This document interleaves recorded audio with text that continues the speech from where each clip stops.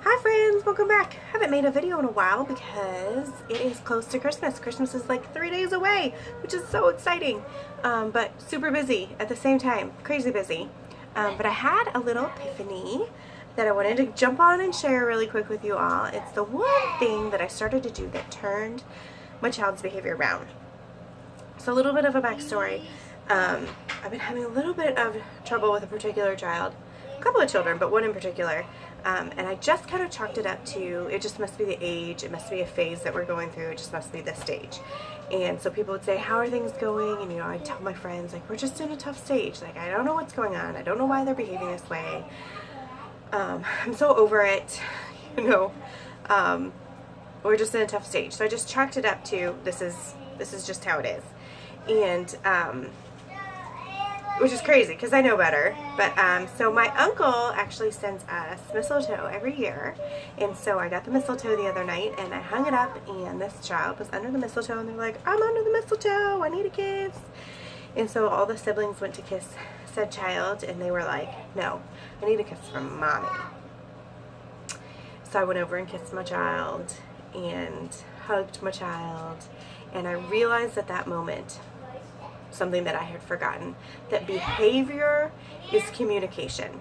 Our children may be getting bigger, they may have bigger bodies, they may look more womanly, more manly, like they just might look like a big kid, but they still have young minds. They still have immature minds that need to be trained and need to be shown how to handle big feelings. And so just because they look big doesn't mean they are big.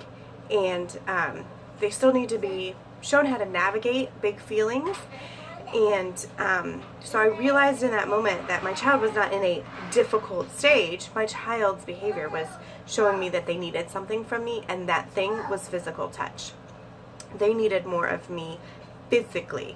And so I said, I'm just going to do a little experiment and see how it goes. And so for the last couple of days, every chance I've gotten, I've held that child's hand, I've hugged that child. Like if we're walking up the stairs and that child's in front of me, I've been like putting my hands on that child and kissing that child, and I've seen 100% improvement in child's behavior. We still have trouble because children are children and moms are imperfect also, and so we still have trouble, but not like it was.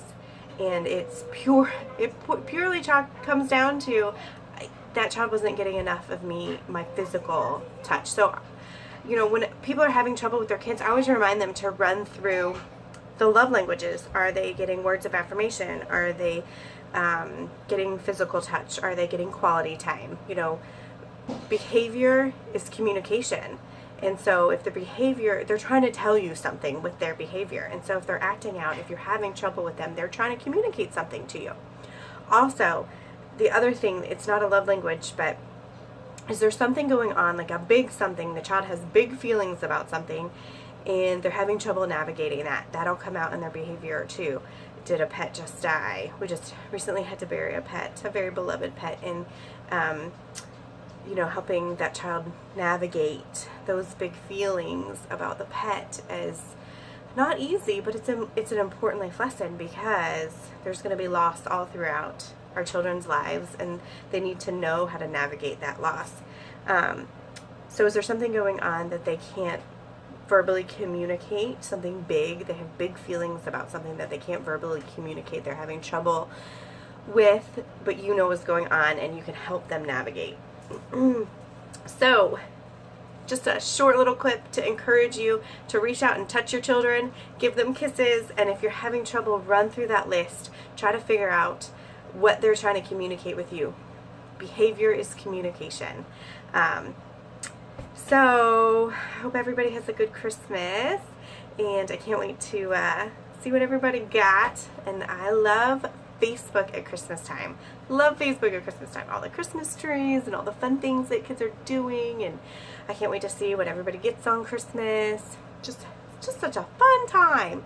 So anyway, hopefully I'll be back before the new year, but if not, I will see you next year.